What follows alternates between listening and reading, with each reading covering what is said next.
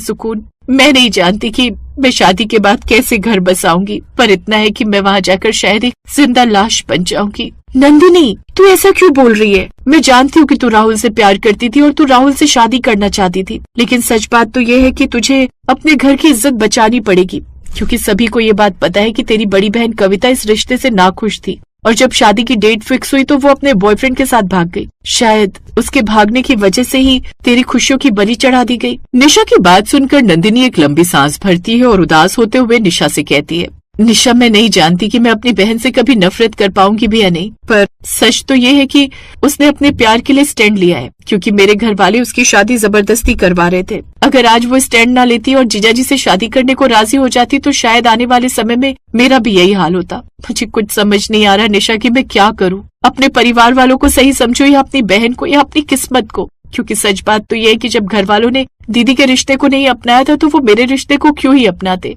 मैंने तो बस अब सब कुछ भगवान पर छोड़ दिया है। अब वो जैसा करेगा मैं उसी में खुश हूँ, क्योंकि असल खुशी तो मेरे हाथों की रेखा में है ही नहीं। दरअसल नंदिनी की बड़ी बहन की शादी रोहित से हो रही थी, पर उसकी बड़ी बहन तो किसी और से प्यार करती थी, इसलिए वो अपने प्यार का स्टैंड लेते हुए घर से भाग गई। जब इस बारे में घर वालों को पता चला तो उसके घर वालों ने नंदिनी के ऊपर शादी का प्रेशर बना दिया और ना चाहते हुए भी नंदिनी ने शादी के लिए हाँ कर दी। अब नंदिनी की शादी उसके होने वाले जीजा यानी रोहित से हो रही थी, और सिर्फ इसलिए नंदिनी खुश नहीं थी क्योंकि नंदिनी भी किसी और से प्यार करती थी। दोनों सहेलियां आपस में बात कर रही थीं कि तभी नंदिनी की माँ शांति वहां आती हैं। शांति ने जब कमरे में प्रवेश किया तो उन्होंने देखा कि नंदिनी की आंखों से आंसू रुकने का नाम नहीं ले रहे थे। शांति ने अपनी बेटी के कंधे पर हाथ रखा। उसकी आवाज में ममता तो थी, पर एक अजीब सा दबाव भी था। उन्होंने नंदिनी को समझाते हुए कहा, नंदिनी, ये आंसू पोंछ ले बेटा। देख, मैं तेरी माँ हूँ, तेरा दुख समझ रही हूँ, पर तेरी दीदी ने जो दाग हमारे खानदान पर लगाया है उसे सिर्फ तू ही धो सकती है।